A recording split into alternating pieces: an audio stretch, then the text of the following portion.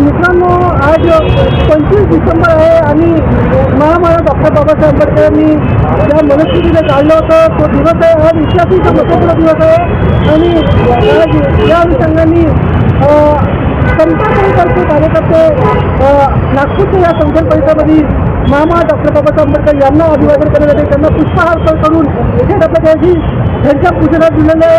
काय सांगू त्याला आपला प्रदेश मी घनश्याम फुसे, समता समितीचा मुख्य संयोजक आणि अखिल भारतीय रिपब्लिकन पक्षाचा राष्ट्रीय महासचिव आहे. आज मनुस्मृती दहन दिवस आहे.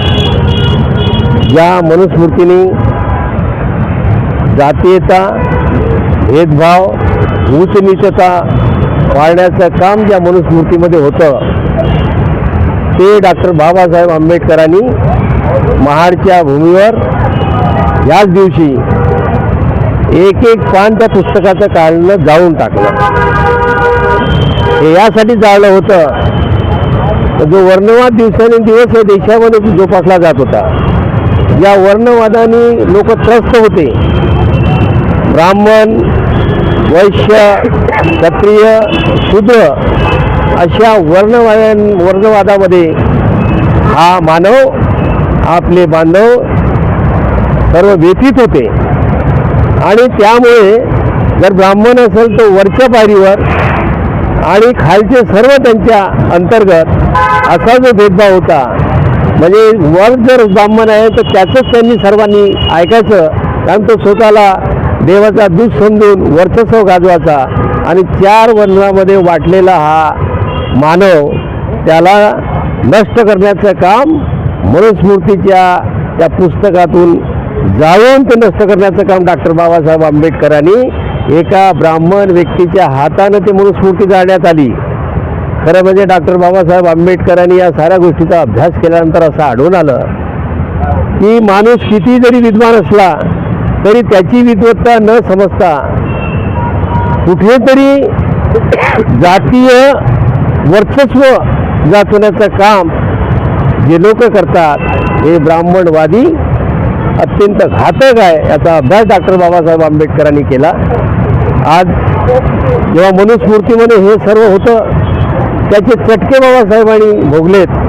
डॉक्टर बाबासाहेब आंबेडकरांना शिक्षण घेताना वर्गाच्या बाहेर बसून त्यांना शिक्षण घेणं पडलं. त्यांना पाणी मिळत नव्हतं प्यायला.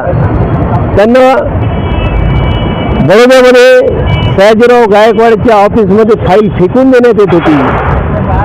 11 दिवस बडोद्यामध्ये फक्त राहिलेत बाबासाहेब आणि तिथून त्यांना मोठ्या उच्च पदावर नोकरीवर असतानाही खालच्या जातीचे आहेत, महार आहेत, शूद्र आहेत म्हणून त्यांना हाकलून देण्याचं काम तेथील असलेल्या ब्राह्मणवाद्यांनी केलं आहे.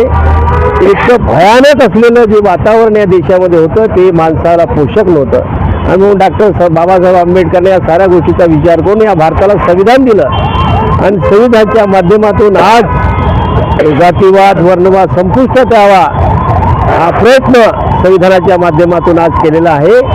हे उपकार आपल्याला कधी विसरता येत नाही आणि हा वर्णवाद नष्ट होणं ही काळाची गरज आहे. पण आपल्याला आजकाल पाहायला मिळतं दिवसेंदिवस वर्णवाद पुन्हा वाढवण्याचा प्रयत्न सुरू आहे. संविधान बदलण्याच्या गोष्टी या देशामध्ये चालत आहेत. ब्राह्मण आणि वरच्यावर खालचे तुम्ही राहावं अशा पद्धतीने सुरू आहे. असलेल्या आमच्या गवळी जे होते की जे तर त्यांच्यावर जुता फेकून मारण्यात आलेलं आहे. एका मोठ्या पदावर असलेल्या न्यायदानाचा चीफ जस्टिस आपल्या असलेल्या फक्त तो महार जातीतून जन्मलेला दलित असल्यामुळे त्यांच्यावर जुता मारला एका ब्राह्मणाने. साधी त्याच्यावर कुठली कारवाई या देशामध्ये होत नाही. म्हणजेच इथे वर्णवाद पुन्हा आणण्याचा प्रयत्न मोठ्या वेगानं होत आहे. बाबासाहेब आंबेडकर जे पुतळे लावलेत त्यांची विटंबना केली जाते. या खालच्या वर्गाचा कोणी जर असेल तर त्याला शोषण केलं जातं, मारलं जातं, गावातून बाहेर काढलं जातं. आजही हा जातीवाद पेटलेला या देशामध्ये आणि ते संपुष्टात यावं म्हणून बाबासाहेब आंबेडकरांनी ही मनुस्मृती या दिवशी जाळली होती. तो दिवस आपण या ठिकाणी साजरा करत आहोत. आंबेडकरांचा डॉक्टर आंबेडकरांचा मनुस्मृती 10 दिवस चिरायू. मनुस्मृती 10 दिवस चिरायू. मनुस्मृती 10 दिवस चिरायू. डॉक्टर आंबेडकरांचा भारतीय घटनेचा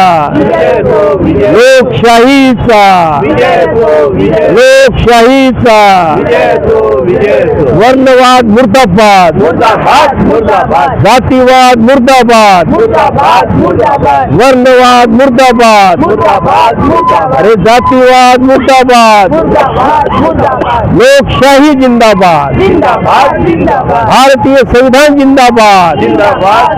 भारतीय संविधान जिंदाबाद. जय भीम.